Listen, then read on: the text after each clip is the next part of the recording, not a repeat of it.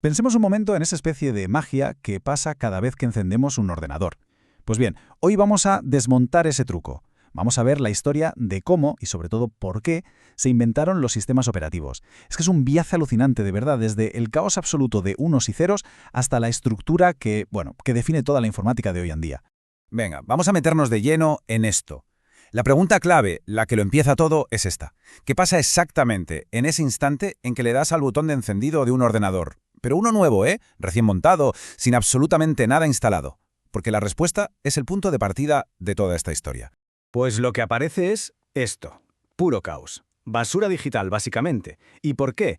Bueno, es que la memoria de un ordenador, la RAM, cuando se enciende por primera vez, está llena de datos completamente aleatorios. El procesador, pobrecito, intenta leer eso como si fueran instrucciones. Y claro, el resultado es este galimatías en la pantalla. Una confusión total, vamos. Y aquí, justo aquí, es donde nos topamos con el primer gran problema. El desafío fundamental de los primeros ordenadores. A ver, ¿cómo narices le metes las primeras instrucciones a una máquina que está literalmente vacía? Es que es como una pizarra en blanco, pero una que ni siquiera sabe cómo se escribe en ella. No sabe escuchar. La primera solución que encontraron fue brutalmente manual. El panel de control. Imaginaos una fila de interruptores físicos. Sí, como los de la luz de casa. Con eso se metían los datos directamente en la memoria, pero ojo, bit a bit, uno por uno. Olvidaos de teclado, de ratón, nada. Solo esos interruptores para, entre comillas, hablar con la máquina. Y es que esta cita lo clava, de verdad. Era un proceso tan tedioso y propenso a errores que resultaba una auténtica tortura. Porque claro, un solo error y a empezar de cero. Ese dolor, esa frustración fue lo que de verdad empujó a buscar una solución.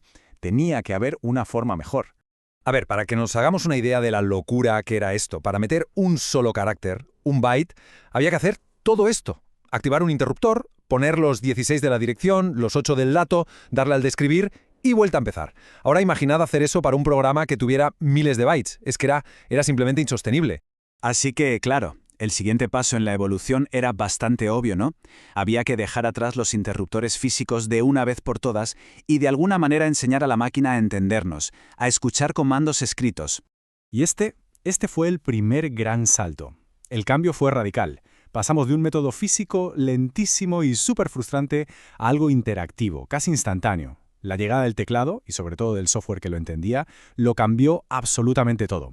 Por primera vez, la conversación con el ordenador dejó de ser a base de interruptores para convertirse en algo parecido a un diálogo. Pero a ver, ¿cómo funcionaba ese primer software? Porque aquí está la miga. El llamado gestor de teclado era un programa muy pequeño que hacía 4 cosas, que hoy nos parecen obvias, pero que en ese momento eran revolucionarias. 1. Escuchaba si se pulsaba una tecla. 2. La mostraba en la pantalla para que se viera lo que se escribía. 3. Dejaba borrar con la tecla de retroceso. Y 4, la más importante, entendía que cuando se pulsaba intro, eso era una orden. Significaba ¡hazlo! Y con esa idea nacieron los primeros comandos. Órdenes súper simples. Una W para escribir algo en la memoria, una D para mostrar lo que había en otro sitio, o una R para ejecutar un programa. Por fin había un lenguaje, aunque fuera muy básico, para darle instrucciones directas a la máquina. Claro que había otro problema. Todo esto estaba en la memoria RAM, así que al apagar el ordenador, ¡puf!, todo desaparecía. La solución fue empezar a guardar las cosas en discos, pero, sorpresa, eso creó un nuevo problema. ¿Cómo organizas toda esa información en el disco para no volverte loco? Y ahí nació el sistema de archivos, que es una idea brillante. Tratar el disco como si fuera un archivador de oficina, con sus carpetas y sus documentos. Y aquí, justo en este punto, es donde todas las piezas del puzzle empiezan a encajar.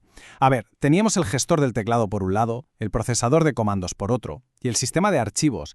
Eran soluciones separadas a problemas distintos. ¿Y cuál fue la genialidad? Pues empaquetarlo todo junto, en un único software. Y eso fue el nacimiento del primer sistema operativo.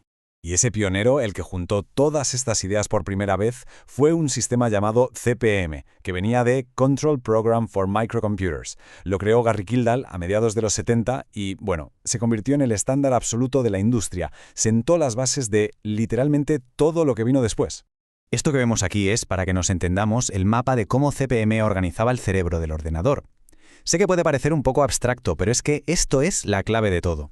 Antes era un caos de memoria sin sentido. Ahora, CP/M llegaba y dividía la memoria en trocitos, en secciones, y le daba a cada una un trabajo concreto. Por primera vez había un director de orquesta poniendo orden. Venga, vamos a desglosar este mapa un poco. Primero, el BIOS. Este era el traductor, el que hablaba directamente con el hardware. Luego el BDOS, que hacía de bibliotecario, manejando todo lo del disco. Después teníamos el CCP, que era el intérprete, el que escuchaba los comandos. Y por último, la TPA, que era, digamos, el escenario principal, el sitio donde por fin podían correr las aplicaciones, como un procesador de textos o un juego. Y con esto llegamos al que es quizá el punto más importante de todos. CP/M introdujo una cosa llamada API, una interfaz de programación de aplicaciones. Esto es posiblemente la función más crucial de un sistema operativo. ¿Qué es? Pues un intermediario. Un conjunto de reglas que permite que un programa funcione sin tener que saber los detalles exactos del hardware.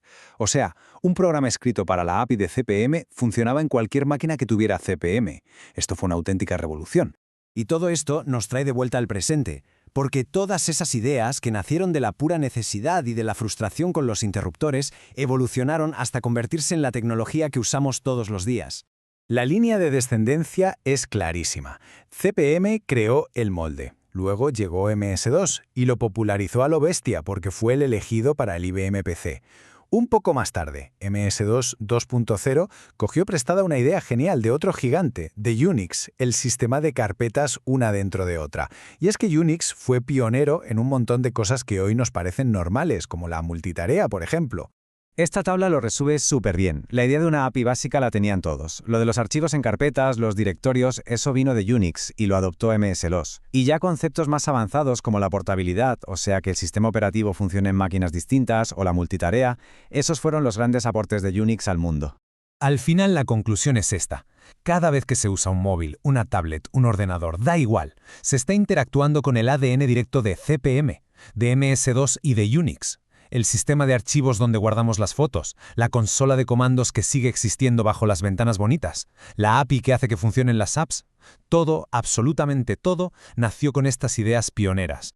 La verdad es que hemos recorrido un camino increíble, de mover interruptores uno a uno con los dedos doloridos a deslizar el dedo por una pantalla táctil. La historia del sistema operativo es, en el fondo, la historia de cómo hemos ido solucionando problemas, uno tras otro. Y eso nos deja con una última pregunta en el aire. ¿Cuál es el siguiente gran problema a resolver? ¿La gestión de la inteligencia artificial? ¿La computación cuántica? ¿Quién sabe? Lo que está claro es que este viaje no ha hecho más que empezar.